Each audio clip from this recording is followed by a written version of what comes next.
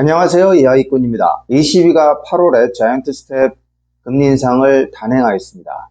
ECB의 자이언트 스텝은 어떤 의미가 있으며 증시와 통화에 어떤 영향이 있는지 간략하게 살펴보도록 하겠습니다. 좋아요, 구독, 알림 설정 부탁드립니다.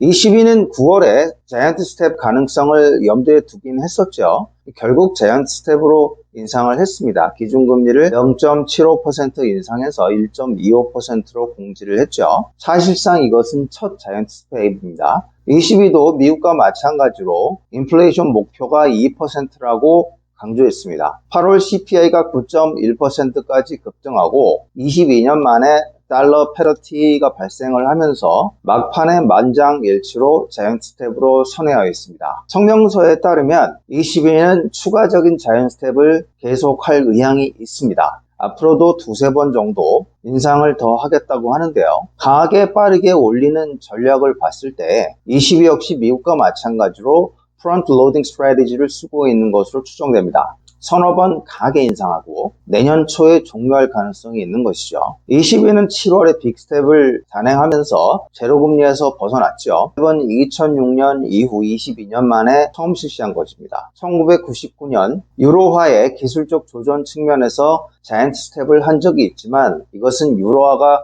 출범될 때 했던 것이기 때문에 실질적으로 이번 자이언트 스텝이 최초라고 볼 수가 있습니다. 유로 약세는 수입 물가를 상승시켜 인플레이션을 강화하는 경향이 있습니다. 인플레이션을 정말로 완화시키려면 유로를 강세로 만들어야 됩니다. 그래서 ECB는 인플레이션과 함께 달러 유로 패러티를 정상화시키기 위해 한 번도 가보지 않은 자이언트 스텝이라는 길을 선택한 것이라고 볼 수 있습니다. 이제 미국만 혼자서 달렸던 운동장에 모두 참여해 달리는 경쟁 구도로 바뀌고 있습니다. 언제 영향을 미칠지 타이밍에 대해서는 알 수가 없습니다만 달러 초강세가 지속될 수 없는 환경은 만들어지고 있습니다. 유럽은 기준금리가 3개가 있죠. 이번에 기준금리 1.25%로 공지한 것은 Main Refinancing Rate라고 합니다. 그거 외에 2개가 더 있는데 Marginal Lending Rate, 대출금리가 있고 이것은 1.5%입니다. Deposit Rate는 수신금리라고 합니다. 따라서 예대 마진은 1.5 빼기 0.75%인 0.75%가 되겠습니다. 금리 결정과 함께 ECB는 유로존의 인플레이션 전망치를 올해 8.1%에서 내년은 5.5%로 상향 조정하였습니다. 에너지 가격 급등을 반영해서 내년 유로존 GDP 성장률은 0.9%로 낮췄습니다. ECB 금리와 유럽의 인플레이션의 차이는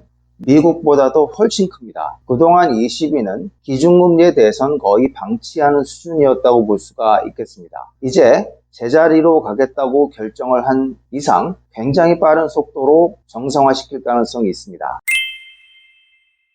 ECB의 자이언트 스텝뿐만 아니라 캐나다도 9월 기준금리를 자이언트 스텝으로 인상해 3.25%로 공지하였습니다. 캐나다 중앙은행은 8월에 무려 1%를 인상한 적도 있습니다. 가장 빠르게 긴축을 진행하고 있다고 볼 수가 있겠습니다. 호주도 9월 기준금리를 빅스텝 인상해서 2.35%로 공지했죠. 중앙은행의 기준금리 인상 경쟁이 이미 시작되었습니다. 어느 순간 미국보다 타 선진국들이 금리를 더 빨리 인상할 것입니다. 미국이 현재 2.5%지만 내년도에 4% 정도에 도달할 것으로 예상이 되며 사실 2.5%가 중립금리 수준이기 때문에 인플레이션이 완화될 경우에는 4%도 조금 부담되는 수준인 것은 맞습니다. 지금 무리해서 자이언트 스텝을 하고 4%까지 전망을 하는 이유는 인플레이션을 강력하게 막겠다는 의지죠. 유럽 ECB는 1.25%까지 왔지만 성명서를 볼 때 미국과 마찬가지로 프론트 로딩 스트래티지를 쓸 것으로 예상이 되기 때문에 급하게 3 내지 4%까지는